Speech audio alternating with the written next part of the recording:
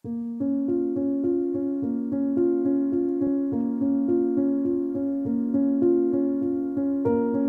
logika tidak terdapat pada Aristoteles sendiri. Dalam karangan-karangan masa purba yang kita miliki, nama logika untuk pertama kali muncul pada Cicero, abad 1 sebelum Masehi. Tetapi dalam arti seni berdebat, Alexander Aprodisias, sekitar permulaan abad ketiga sesudah Masehi, adalah orang pertama yang mempergunakan kata-kata logika dalam arti yang sekarang dimaksudkan dengannya, yaitu ilmu yang menyelidiki lurus dan tidaknya pemikiran kita.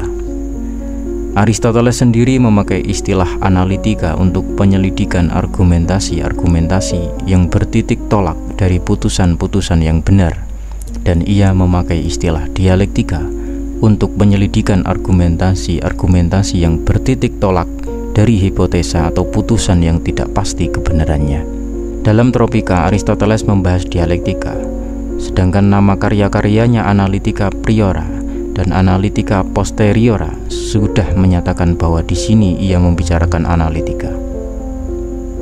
Jadi, bagi Aristoteles, analitika dan dialektika merupakan dua cabang ilmu yang sekarang kita namakan logika. Aristoteles membagi ilmu-ilmu pengetahuan atas tiga golongan: ilmu pengetahuan praktis, produktif, dan teoritis. Ilmu pengetahuan praktis meliputi etika dan politika. Ilmu pengetahuan produktif menyangkut pengetahuan yang sanggup menghasilkan suatu karya, teknik, dan kesenian. Akhirnya, ilmu pengetahuan teoritis mencakup tiga cabang: fisika, matematika, dan filsafat pertama, yang sesudah Aristoteles akan disebut metafisika. Kiranya sudah nyata bahwa dalam pembagian ini tidak ada tempat untuk logika, dan memang demikian maksud Aristoteles.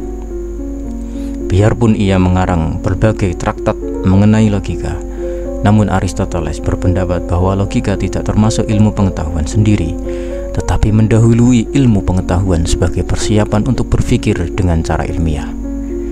Maksud yang sama diekspresikan juga dalam nama yang dikenal pada karya-karya Aristoteles tentang logika, yaitu organon atau alat. Logika tidak merupakan suatu cabang ilmu pengetahuan, melainkan suatu alat agar kita dapat mempraktekkan ilmu pengetahuan. Baru pada akhir masa purba, dalam abad ke-6 sesudah Masehi, nama organon mulai dipakai.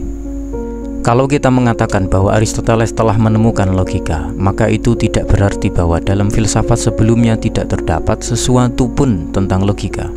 Dalam ajaran mazhab Yelea, kaum sofis, Sokrates, dan Plato pasti sudah ada unsur-unsur yang dipergunakan Aristoteles dalam menyusun logikanya. Dengan mengatakan bahwa Aristoteles mempunyai jasa besar dalam menemukan logika, yang kita maksudkan ialah bahwa untuk pertama kalinya dalam sejarah, Aristoteles memberikan suatu uraian sistematis mengenai logika. Tidak dapat dibantah bahwa logika Aristoteles memainkan peranan penting dalam sejarah intelektual bangsa manusia.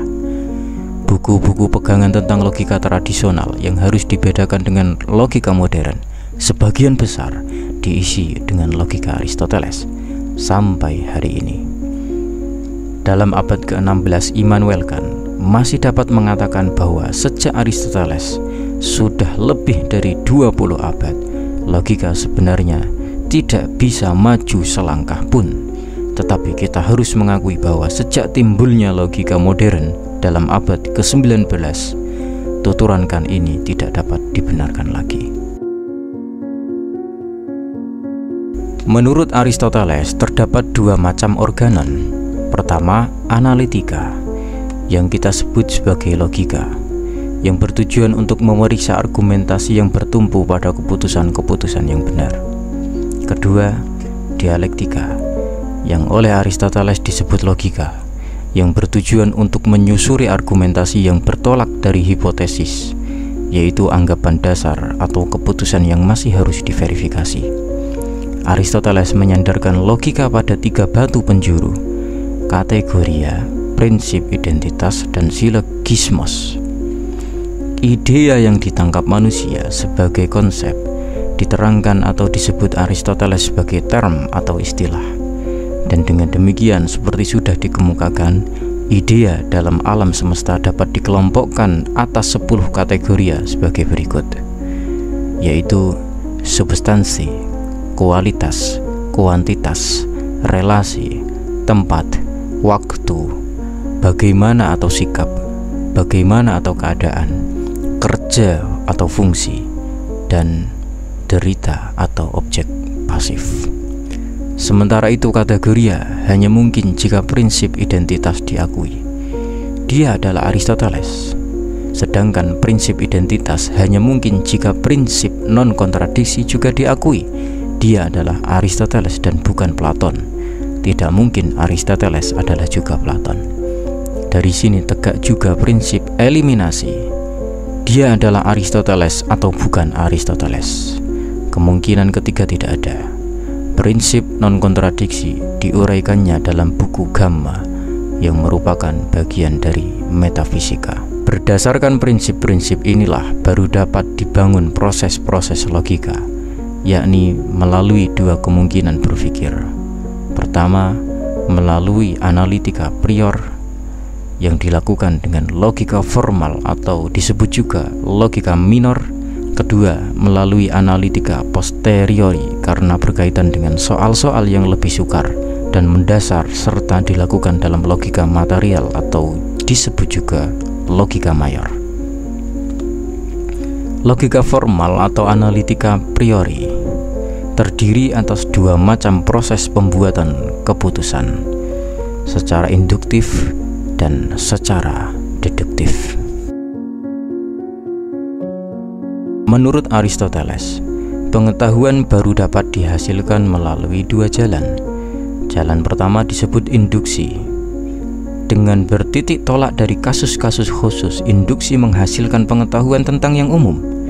Dengan lain perkataan, induksi bertitik tolak dari beberapa contoh dan atas dasar itu menyimpulkan suatu hukum umum yang berlaku juga bagi kasus-kasus yang belum diselidiki. Jalan kedua disebut deduksi. Deduksi bertitik tolak dari dua kebenaran yang tidak disangsikan dan atas dasar itu menyimpulkan kebenaran yang ketiga. Sudah nyata bahwa induksi tergantung pada pengetahuan indrawi, sedangkan deduksi sama sekali lepas dari pengetahuan indrawi. Itulah sebabnya Aristoteles menganggap deduksi sebagai jalan sempurna menuju ke pengetahuan baru. Induksi tidak mendapat banyak perhatian dalam logika Aristoteles. Logikanya hampir tidak membicarakan lain daripada masalah-masalah yang berhubungan dengan deduksi saja. Salah satu cara bagaimana Aristoteles mempraktekkan deduksi adalah silogisme. Itulah penemuan Aristoteles yang terbesar dalam bidang logika, dan silogisme mempunyai peranan sentral dalam kebanyakan karyanya tentang logika. Silogisme adalah argumentasi yang terdiri dari 3 putusan. Dalam setiap putusan dapat dibedakan 2 unsur. Pertama, hal tentang apa sesuatu dikatakan, dan yang kedua, apa yang dikatakan. Hal tentang apa sesuatu dikatakan disebut subjek, dan apa yang dikatakan tentang subjek disebut predikat. Kalau kita memilih sebagai contoh putusan, raja adalah seorang manusia, maka dalam putusan ini subjek adalah raja dan predikat adalah seorang manusia. Nah, argumentasi yang disebut silogisme menurunkan putusan ketiga dari 2 putusan yang sudah diketahui. Misalnya, semua manusia akan mati. Raja adalah seorang manusia. Dari sebab itu, raja akan mati. Kunci untuk mengerti silogisme ialah term atau istilah yang dipakai baik dalam putusan pertama maupun dalam putusan kedua. Term ini disebut term menengah atau middle term. Dalam contoh di atas, term menengah adalah manusia. Aristoteles membedakan 3 macam silogisme, tergantung pada tempat term menengah dalam putusan pertama dan kedua. Dengan teliti ia melukiskan peraturan-peraturan yang harus ditaati supaya penyimpulan boleh dianggap sah.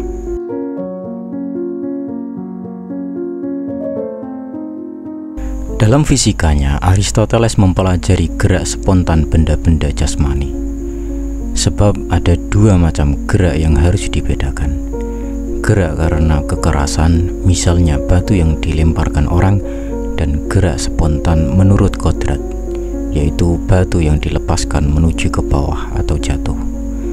Objek penyelidikan Aristoteles dalam fisika hanyalah gerak jenis kedua saja. Tetapi jika Aristoteles mengatakan bahwa ia menyelidiki gerak, maksudnya lebih luas daripada kesan yang ditampilkan oleh kata Indonesia gerak. Oleh Aristoteles, gerak disamakan dengan perubahan pada umumnya, sedangkan bagi kita, gerak hanya menunjukkan satu macam perubahan saja, yaitu perubahan lokal atau perubahan menurut tempat. Agar maksud Aristoteles dengan gerak menjadi lebih jelas, marilah kita memandang kasus-kasus berikut ini. Pertama-tama, mungkin bahwa sesuatu hal menjadi sesuatu yang lain. Itulah gerak substansial, dari satu substansi menjadi substansi yang lain. Misalnya, seekor anjing mati, dari makhluk hidup menjadi bangkai. Lalu mungkin bahwa sesuatu hal menjadi lain. Itulah gerak aksidensial, artinya perubahan yang menyangkut salah satu aspek saja. Gerak aksidental dapat berlangsung dengan berbagai cara. Kita boleh menyebut 3 cara. Pertama-tama, ada gerak lokal yang sudah tersebut di atas. Misalnya, meja yang tadinya di tempat A berpindah ke tempat B. Kemudian, ada gerak kualitatif, artinya suatu kualitas atau ciri menjadi lain. Misalnya, kertas putih menjadi kuning. Dan akhirnya ada gerak kuantitatif, misalnya pohon kecil berubah menjadi besar. Menurut Aristoteles, semua kasus ini termasuk objek penyelidikan fisika, dan semua macam perubahan itu ditunjukkannya dengan nama kinesis atau gerak. Kita sudah melihat bahwa Parmenides membuat gerak menjadi problem dalam filsafat Yunani. Menurut dia, gerak dan perubahan pada umumnya tidak mungkin. Yang ada itu ada, dan yang tidak ada, tidak ada. Tidak terdapat kemungkinan yang ketiga. Akibatnya, menjadi harus dianggap mustahil. Apa itu menjadi? Gerak, perubahan. Filsuf-filsuf generasi berikutnya tidak mengatakan bahwa argumentasi Parmenides salah, tetapi mereka juga tidak rela mengingkari adanya gerak. Sebagai usaha untuk memecahkan masalah ini, mereka meninggalkan prinsip Parmenides bahwa realitas bersifat satu dan mengartikan gerak sebagai penggabungan yang berlainan-lainan dari sejumlah unsur tertentu yang masing-masing tak terubahkan. Dengan demikian, mereka menyamakan perubahan pada umumnya dengan satu jenis perubahan saja, yaitu perubahan lokal. Buat Aristoteles, pemecahan ini tidak memadai. Dengan menganalisis gerak, ia mau menjelaskan bahwa perubahan lokal hanya merupakan satu jenis perubahan saja, dan akibatnya bahwa perubahan tidak dapat dijabarkan kepada perubahan lokal. Agar mengerti analisis Aristoteles mengenai gerak, marilah kita berpangkal dari suatu contoh, yaitu air dingin menjadi panas. Gerak berlangsung antara dua hal yang berlawanan, panas dan dingin. Dan ada hal ketiga lagi, sebab dalam contoh kita bukan dingin yang menjadi panas, tetapi ada sesuatu yang dahulu dingin dan kemudian menjadi panas, yaitu air. Dengan demikian kita dapat mengerti bahwa dalam setiap perubahan ada 3 faktor yang mempunyai peranan. Keadaan atau ciri yang dahulu, keadaan atau ciri yang baru, suatu substratum atau alas yang tetap. Dalam peristiwa air dingin menjadi panas, mula-mula air mempunyai ciri dingin. Kemudian ciri dingin itu lenyap dan digantikan dengan ciri panas. Sementara itu air tetap tinggal air. Analisis ini menuntut bahwa kita mengemukakan suatu perbedaan yang tidak diperhatikan oleh Parmenides, yaitu perbedaan antara aktual dan potensial, antara aktus dan potensi. Dalam fase pertama proses perubahan, ciri panas belum ada secara aktual. Artinya, dalam fase pertama ini air belum panas sungguh-sungguh. Baru dalam fase kedua, air mempunyai ciri panas secara aktual sebagai hasil perubahan. Tetapi di lain pihak, boleh dikatakan bahwa dalam fase pertama ciri panas sudah terdapat pada air secara potensial. Dengan potensial dimaksudkan bahwa dalam fase pertama air sudah mempunyai kemampuan atau potensi untuk menjadi panas. Dalam fase pertama ciri panas sudah terdapat pada air sebagai kemungkinan atau kemampuan. Kita dapat mengatakan bahwa dalam fase pertama air, yang menurut aktusnya masih dingin, sudah panas, biarpun hanya menurut potensi saja. Nah, perbedaan antara aktual dan potensial itu mengizinkan Aristoteles untuk mengartikan gerak atau perubahan. Gerak itu tidak lain daripada peralihan dari potensi ke aktus. Sesuatu yang potensial menjadi aktual, itulah proses yang berlangsung dalam gerak. Parmenides hanya membedakan yang ada dan yang tidak ada. Ia tidak membedakan yang ada menurut potensi dan yang ada menurut aktus. Dari sebab itu, Parmenides mengalami kesulitan yang tidak dapat diatasi jika ia mau menyelidiki gerak.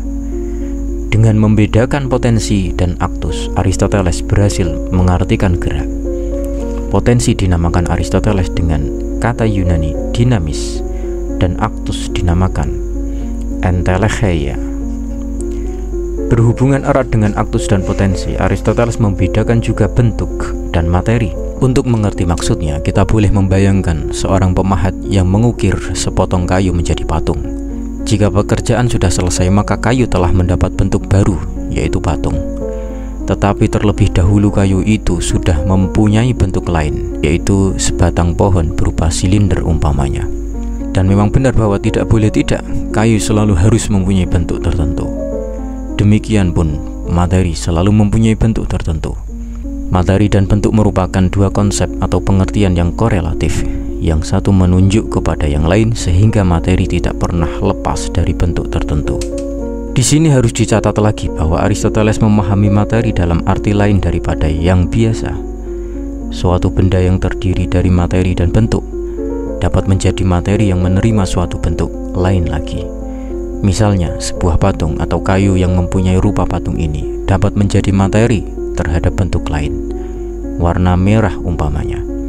Dan patung yang telah menerima bentuk baru ini dapat menjadi materi lagi untuk menerima bentuk lain, dan seterusnya. Karena itulah, kita juga dapat merumuskan perubahan dengan memakai istilah-istilah materi dan bentuk. Contoh yang diberikan tadi mengenai air dingin yang menjadi panas dapat diterangkan dalam cara berikut ini. Air merupakan materi yang mendapat bentuk baru, yaitu panas. Dalam fase pertama proses perubahan, materi atau air sudah mempunyai potensi untuk menerima bentuk itu, yaitu panas.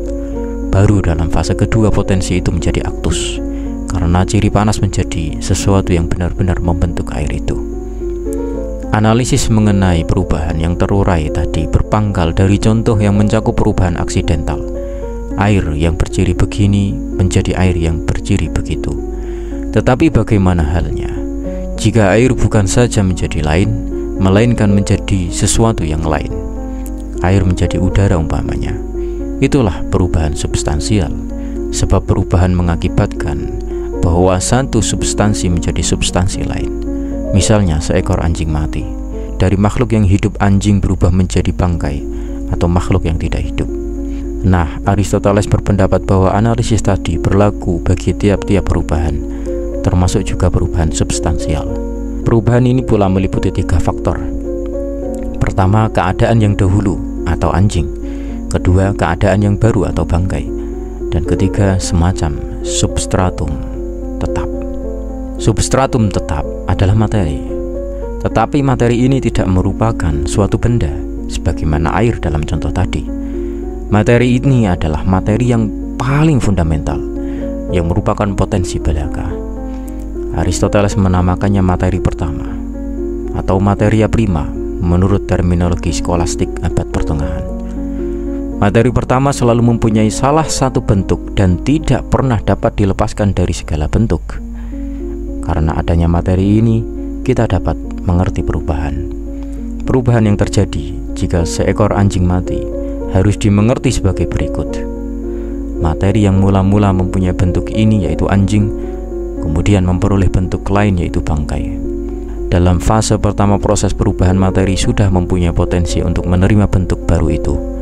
perubahan tidaklah lain daripada peralihan dari potensi ke aktus. Menurut Aristoteles, tugas ilmu pengetahuan ialah mencari penyebab-penyebab objek yang diselidiki. Dan kekurangan utama pada filsuf-filsuf yang terdahulu sudah menyelidiki alam adalah bahwa mereka tidak memeriksa semua penyebab. Aristoteles berpendapat bahwa tiap-tiap kejadian mempunyai 4 penyebab yang harus disebut jika kita hendak mengartikan kejadian itu. Itu berlaku baik bagi kejadian alam maupun bagi kejadian yang disebabkan oleh manusia. Walaupun fisika Aristoteles hanya berbicara tentang kejadian-kejadian alamiah saja, namun kami akan menjelaskan keempat penyebab itu dengan suatu contoh mengenai perbuatan manusia, sebab contoh sedemikian kiranya paling cocok untuk menerangkan maksudnya. 2 penyebab menentukan kejadian dari luar, dan karena itu bersifat lahiriah. 2 penyebab lain bersifat intern. Kedua penyebab intern sebetulnya sudah disebut ketika kita menguraikan analisis Aristoteles mengenai perubahan. Untuk mengartikan suatu kejadian, keempat penyebab berikut harus dibedakan. Pertama, penyebab efisien. Inilah sumber kejadian. Inilah faktor yang menjalankan kejadian. Misalnya, tukang kayu yang membuat sebuah kursi. Kedua, penyebab final. Inilah tujuan yang menjadi arah seluruh kejadian. Misalnya, kursi dibikin supaya orang dapat duduk di atasnya. Ketiga, penyebab material. Inilah bahan dari mana benda dibikin. Misalnya, kursi dibuat dari kayu. Keempat, penyebab formal. Inilah bentuk yang menyusun bahan. Misalnya, bentuk kursi ditambah pada kayu sehingga kayu menjadi sebuah kursi. Aristoteles memaksudkan bahwa dengan itu ia memberikan daftar komplit yang memuat semua faktor yang dapat menyebabkan suatu kejadian. Dalam setiap kejadian, keempat penyebab itu dapat dibedakan paling sedikit secara logis. Demikian halnya dengan kejadian-kejadian alamiah, di mana bentuk dan tujuan secara real bertepatan, tetapi secara logis dapat dibedakan. Dan justru kejadian-kejadian alamiahlah yang merupakan objek ilmu fisika. Buat kita orang modern, kata penyebab selalu sama artinya dengan penyebab lahiriah, sehingga bagi kita tidak ada penyebab lain daripada penyebab efisien dan penyebab final. Tetapi Aristoteles tidak merasa puas dengan 2 faktor lahiriah saja.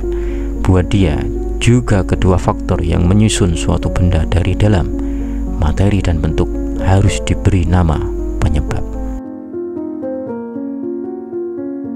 Dalam buku kedua Traktat Fisika, Aristoteles membicarakan fisis, bahwa fisis mempunyai hubungan erat dengan objek penyelidikan fisika. Sudah dapat diperkirakan jika kita menginsafi bahwa nama fisika berasal dari fisis. Apakah yang dimaksudkan dengan istilah ini? Istilah fisis diturunkan dari kata kerja pisthai, yaitu tumbuh atau lahir dari. Aristoteles memilih kata ini untuk menunjukkan prinsip perkembangan yang terdapat dalam semua benda alamiah, bertentangan dengan benda-benda artifisial atau buatan manusia, misalnya meja atau patung, yang tidak mempunyai prinsip perkembangan sendiri. Oleh karena prinsip ini, menurut perkataan Aristoteles, benda-benda alamiah mempunyai sumber gerak atau diam dalam diri sendiri. Maksudnya bahwa pohon kecil tumbuh besar oleh karena fisisnya, dan pohon tetap tinggal pohon atau tetap mempertahankan identitasnya sebagai pohon berkat fisis itu. Kalau kita mencari suatu kata dalam bahasa Indonesia untuk menyalin istilah fisis, maka sebaiknya kita memilih kata kodrat. Menurut Aristoteles, makhluk-makhluk yang boleh disebut fisis karena mempunyai fisis sendiri ialah binatang-binatang, tumbuhan-tumbuhan, dan keempat anasir, yaitu tanah, air, udara, dan api. Dalam makhluk-makhluk ini, fisis meliputi baik bentuk maupun tujuan. Atau dengan lain perkataan, dalam makhluk-makhluk ini, fisis merupakan penyebab formal dan sekaligus juga penyebab final. Dan dalam suatu arti tertentu, fisis juga merupakan penyebab efisien. Bentuk suatu pohon umpamanya membuat benda itu menjadi pohon yang sungguh-sungguh, yaitu penyebab formal. Dan itulah juga tujuan yang dikejari oleh pohon itu, yaitu penyebab final. Dan itulah juga tujuan yang dikejar oleh pohon itu, yaitu penyebab final. Dalam arti tertentu itulah juga sumber yang mengakibatkan perkembangan ini, yaitu penyebab efisien. Kadang-kadang Aristoteles mempergunakan istilah fisis dalam arti yang lebih luas. Kalau begitu, kata fisis tidak menunjukkan suatu prinsip intern, melainkan keseluruhan makhluk-makhluk yang mempunyai fisis sebagai prinsip intern dan bekerja sama dengan cara selaras. Kalau dipakai dalam arti ini, kata fisis dapat disalin dalam bahasa Indonesia sebagai alam. Sebagaimana dalam bahasa Yunani, dalam bahasa-bahasa Barat modern pun, kata yang sama dipakai untuk kodrat dan untuk alam. Misalnya, nature dalam bahasa Inggris. Dengan istilah teleologi dimaksudkan pendirian bahwa dunia mempunyai suatu tujuan yang berfungsi sedemikian rupa, sehingga perkembangan dunia sama sekali tergantung pada tujuan itu. Telos artinya tujuan.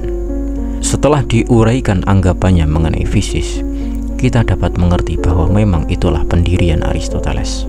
Di satu pihak, tiap-tiap benda alamiah mempunyai fisis atau kodrat yang merupakan penyebab finalnya. Itu berarti bahwa tiap-tiap benda alamiah akan mencoba merealisasikan kodratnya. Di lain pihak, alam sebagai keseluruhan benda-benda alamiah, termasuk juga badan-badan jagat raya, bekerja sama secara harmonis. Peristiwa-peristiwa alam tidak terjadi kebetulan saja, tetapi alam semesta seakan-akan mengejar suatu tujuan. Bila Aristoteles menguraikan teleologi ini, seringkali ia membandingkan alam semesta dengan seorang manusia yang berakal budi.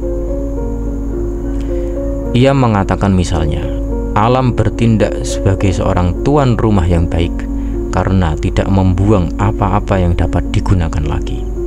Dan alam tidak membuat sesuatu pun dengan sia-sia saja dan tidak membuat sesuatu berlebihan. Di tempat lain lagi, alam bertindak seolah-olah ia mengetahui konsekuensi perbuatannya. Teleologi ini mencakup juga alam yang tidak hidup, yang terdiri dari keempat anasir, yaitu api, udara, air, dan tanah. Keempat anasir ini mengejar tujuan masing-masing. Api dan udara membumbung ke atas, sedangkan air dan tanah bergerak ke bawah. Aristoteles mengatakan bahwa tiap-tiap anasir menuju ke tempat kodratnya. Jika sebuah batu yang terdiri dari tanah sudah jatuh, atau jika asap yang terdiri dari api sudah membumbung, maka itu berarti bahwa anasir-anasir ini telah merealisasikan kodratnya. Dengan pendapatnya mengenai teleologi dalam dunia jasmani, Aristoteles mengkritik anggapan Empedokles dan para atomis. Buat mereka, benda-benda alam merupakan buah hasil dari pertemuan atau tubrukan yang kebetulan terjadi. Buat Aristoteles, anggapan itu tidak dapat diterima. Alasannya mempunyai hubungan erat dengan bakatnya untuk observasi. Ia berpendirian bahwa peristiwa-peristiwa yang selalu terjadi dengan cara yang sama harus mempunyai penyebab final. Mustahillah mengatakan bahwa peristiwa-peristiwa itu hanya kebetulan berlangsung dengan cara yang sama. Menurut Aristoteles, kosmos seluruhnya terdiri dari dua wilayah yang sifatnya sangat berbeda. Di satu pihak terdapat wilayah sublunar atau di bawah bulan, yang dimaksudkan dengannya tidak lain daripada bumi. Di lain pihak terdapat wilayah yang meliputi bulan, planet-planet, dan bintang-bintang. Aristoteles membantah pendapat bahwa jagat raya tidak mempunyai batas. Menurut dia, jagat raya bersifat terbatas, dan jagat raya yang terbatas itu berbentuk bola. Ia beranggapan juga bahwa jagat raya tidak mempunyai permulaan dalam waktu, dan akibatnya kita dapat menyimpulkan bahwa jagat raya tidak diciptakan. Akhirnya ia berpendapat pula bahwa jagat raya adalah kekal, sehingga tidak mungkin memusnahkannya. Bumi terdiri dari 4 anasir, yaitu api, udara, tanah, dan air. Semua badan yang terdapat di bumi ini atau merupakan badan tunggal atau merupakan badan majemuk. Badan tunggal terdiri dari salah satu anasir dalam keadaan yang tak tercampur. Badan majemuk dibentuk oleh 2 anasir atau lebih. Kita sudah mendengar bahwa setiap anasir menuju ke tempat kodratnya. Gerak itu terjadi sebagai gerak garis lurus. Aristoteles mengartikan berat ringannya badan-badan atas dasar kecenderungan akan gerak itu. Api dan udara adalah ringan karena membumbung ke atas, sedangkan tanah dan air adalah berat karena bergerak ke arah pusat bumi. Biar setiap anasir sama sekali terpisah dari anasir-anasir lain, namun Aristoteles mengakui kemungkinan bahwa satu anasir berubah menjadi anasir lain. Sebagaimana jagat raya seluruhnya, bumi pun berbentuk bola. Salah satu bukti yang dikemukakan oleh Aristoteles ialah observasi pada kesempatan gerhana bulan, bahwa bayangan bumi yang diproyeksikan atas bulan selalu kelihatan berkeluk. Bumi tetap berdiam dalam pusat jagat raya. Aristoteles mengkritik pendapat Pythagorean bahwa bumi adalah sebuah planet yang beredar mengelilingi api sentral. Pendapat geosentris Aristoteles diambil oper oleh Ptolemeus dari Alexandria yang mengumpulkan semua data astronomi Yunani menjadi gambaran dunia yang berlaku sampai zaman Kopernikus, yaitu abad ke-16. Badan-badan jagat raya di luar bumi semua terdiri dari suatu anasir lain. Anasir yang kelima yaitu aether. Anasir ini tidak dapat dimusnahkan dan juga tidak dapat berubah menjadi anasir lain. Gerak kodrati zat ini bukannya gerak garis lurus, melainkan gerak lingkaran. Dengan demikian, menurut anggapan Aristoteles, jagat raya dibentuk oleh beberapa lingkaran yang terdiri dari aether, dan masing-masing lingkaran pada revolusinya mengangkut badan-badan jagat raya yang melekat padanya. Lingkaran yang paling luar mengangkut bintang-bintang tetap. Di dalamnya terdapat lingkaran-lingkaran lain yang masing-masing mengangkut planet-planet dan bulan. Lingkaran paling luar mempengaruhi gerak lingkaran-lingkaran yang terletak di dalamnya, tetapi ia sendiri tidak dipengaruhi oleh gerak lingkaran lain. Demikian pun lingkaran-lingkaran lain mempengaruhi gerak lingkaran yang terletak dalam lingkungannya. Berhubung dengan teorinya mengenai gerak, dalam buku ke-8 dan terakhir dari Traktat Fisika, Aristoteles menghidangkan pendiriannya yang masyhur sekali tentang penggerak pertama yang tidak digerakkan. Ia bertitik tolak dari prinsip bahwa segala sesuatu yang bergerak menerima geraknya dari sesuatu yang lain. Buat Aristoteles sama sekali mustahil bahwa sesuatu hal menggerakkan dirinya sendiri. Akan tetapi, ia berpendapat juga bahwa penggerak-penggerak yang berjumlah tak terhingga sama-sama mustahil juga. Sebab, kalau seandainya terdapat penggerak-penggerak berjumlah tak terhingga, maka gerak tidak pernah akan mulai berjalan. Oleh karenanya, Aristoteles menyimpulkan adanya penggerak pertama yang tidak digerakkan. Penggerak ini tidak mempunyai bagian-bagian atau keluasan. Dengan lain perkataan, ia tidak bersifat badani, dan kuasanya tidak berhingga. Karena jagat raya tidak dapat dimusnahkan dan geraknya abadi, maka penggerak pertama pun harus dianggap abadi. Sudah nyata bahwa penggerak ini adalah Allah. Penggerak pertama yang tidak digerakkan mengakibatkan gerak dari penggerak pertama yang digerakkan, yakni lingkaran yang paling luar dengan bintang-bintang tetap. Lingkaran ini menyerahkan geraknya kepada lingkaran-lingkaran lain. Pada gilirannya, lingkaran-lingkaran itu menyebabkan gerak yang terdapat di atas bumi, yaitu gerak berupa garis lurus dari keempat anasir. Dalam fisika, Aristoteles tidak menerangkan cara Allah menyebabkan gerak. Itu dibicarakan dalam bagian metafisika yang membahas teologi. Aristoteles kesohor karena teorinya mengenai kognisi intelektual yang terdiri dari intelek aktif dan intelek pasif. Sebagai roh, akal itu mempunyai dua fungsi. Pertama, rasio yang menerima esensi sehingga bersifat pasif. Pemikiran ini kurang lebih sama seperti pemahaman Plato yang mengatakan bahwa rasio menangkap idea. Namun Aristoteles tidak sama sekali atau menolak pemikiran Plato dengan menegaskan fungsi yang kedua, yakni bahwa akal juga berfungsi aktif, yang memungkinkan manusia melakukan berbagai kegiatan rasional. Jadi, rasio aktif itu menampilkan esensi yang diterima oleh rasio pasif. Aristoteles sepakat dengan tradisi yang memperlakukan roh sebagai organ gerakan dan persepsi yang tidak bertubuh. Dia menolak adanya ruang gerak bagi roh, serta menampik kemampuan mengetahui yang terjadi dari paduan elemen-elemen alamiah. Dia juga menolak roh yang sama sekali tak bertubuh, yang namun demikian menjelajah seluruh alam semesta. Sebelumnya, Plato beranggapan bahwa roh itu terjadi dari akal, kehendak, dan nafsu. Sebaliknya, Aristoteles mengajukan pandangan baru bahwa kemampuan gerak dari roh itu penting, tetapi prinsip hidup vegetatif, kemampuan persepsi, serta kemampuan akal hadir secara berurutan pada tanaman, hewan, dan manusia. Hanya roh dalam arti yang aktif dan pasif yang dapat dipisahkan dari tubuh, dan karena itu tidak dapat mati. Kemampuan roh mencakup kemampuan teoritis dan praktis yang dimungkinkan oleh persepsi indrawi yang menangkap gambar bayangan. Di kemudian hari ternyata bahwa pengamatan empiris tentang roh yang digagas Aristoteles ini menjadi rintisan bagi psikologi modern.